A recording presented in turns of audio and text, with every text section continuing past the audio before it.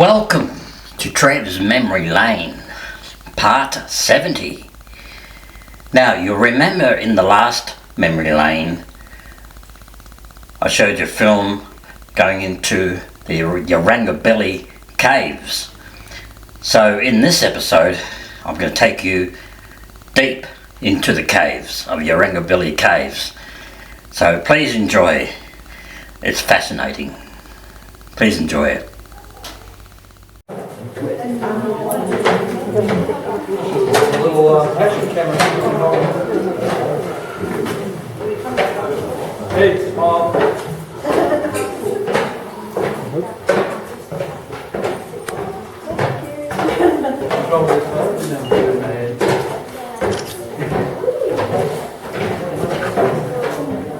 The rock falls, so at some point everything that was above us has fallen down.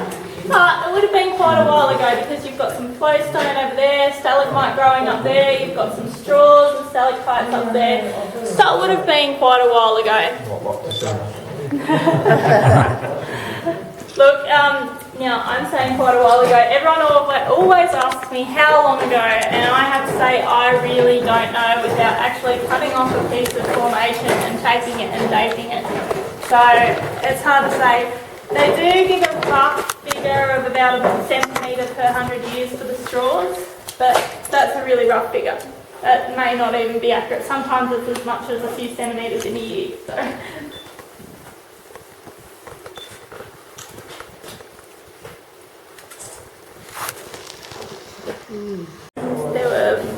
There were plenty of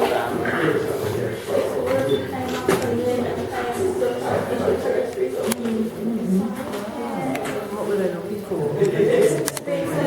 Someone that come up to you looking for cattle and found a cave and then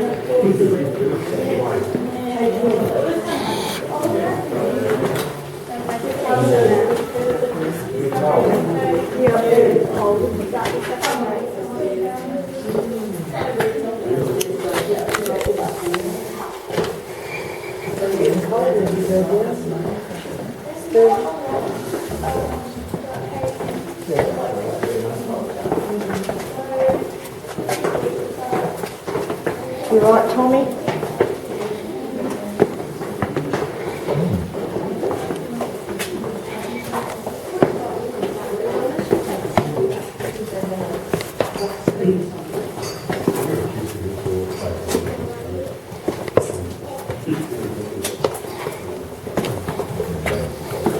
Oh, that's it, slippery. That's really slippery.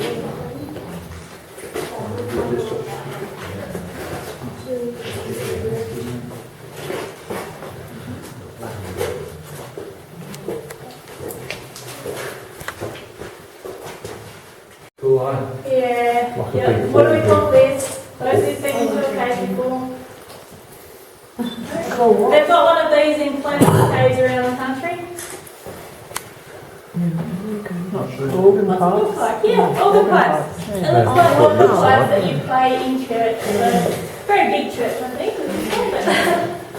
Yeah, we call that one the organ pipe. Okay, you can also see around us we've got the flowstone coming down here. We've got some pretty impressive stalagmites also over there. Stalactite. Oh, that's an impressive stalactite, isn't it? It's a pretty good one. I always forget to point that one out. Thank you. Now, people have been asking me when were the caves up here discovered. So, they were discovered by white people in 1834, and the story goes that a man called Bowman found his cattle sheltering in one of the caves up here. It was actually the Glory Cave. So, you guys have been to the Glory Cave. Has anyone else been to the Glory Cave yet? No? You went once?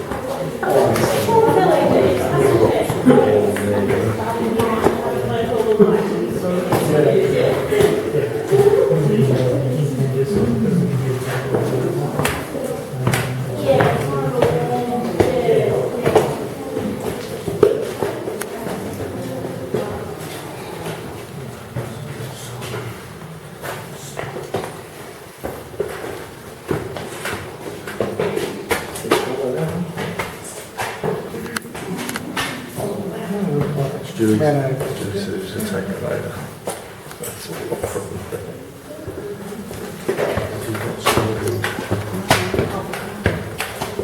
Flies and that stuff. You're upstairs, I think. Just up. Over the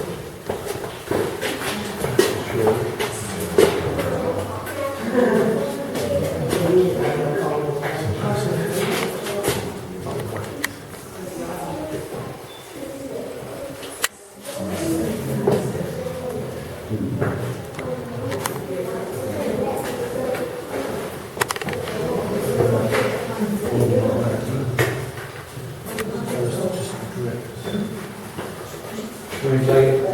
So I'm sure everyone's seen that massive starting light by now. It's quite an impressive one because it's so tall and skinny. And we can use these ones to get a bit of an idea of what the rainfall conditions would have been like in the past. So where it's really thick, it suggests that we might have had more rainfall. Where it's really thin, maybe a bit less rainfall. That's a bit of a generalisation, but it does give you a bit of an idea of what can happen in here. Now this one's a pretty cool one because when the cave was first opened up, it was a stalagmite. But if you have a look at the straw that was feeding it, what's it become now? Have we mentioned this? No, I didn't mention this. Yeah, it's connected. So around about 50 years ago, give or take a couple of decades, it did connect. So what do we call it now? Do we know what this one's called? Do you remember that one? No? Does anyone have a guess? We call it a column when it joins up like that. Yeah, there would have been standing water here, which had a great big pool. And when you get standing water, which is absolutely saturated with calcite, some of that calcite just can't stay dissolved any longer. It has to come out of solution. And it does tend to happen very, very slowly when there's standing water there. And so, when you get really, really slow crystal formation, they tend to be really, really big like these ones here, which is obviously formed just below the waterline. So these are massive, massive crystals for calcite. Everything in here is made up of calcite crystals in one way or another, but these crystals are really, really big. So they have formed very, very, very slowly. But I really like this spot. It's one of my favourite spots. We call it the crystal garden.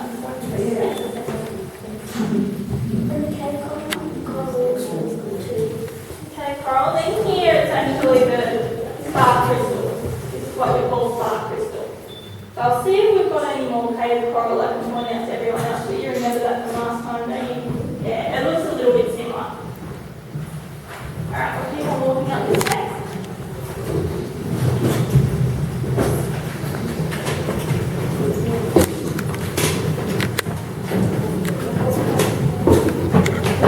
Step.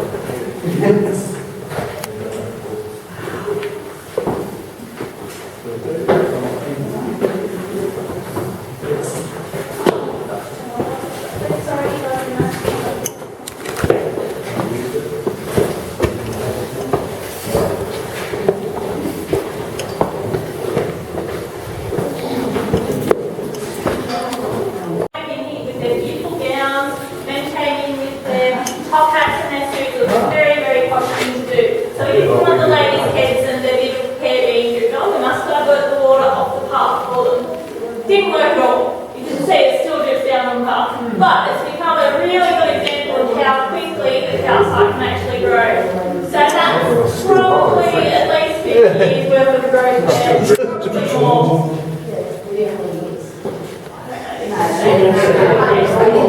Yeah, the Oh, coastline. 50, yes. At least 50. Yeah, it's alright. There must be more over there.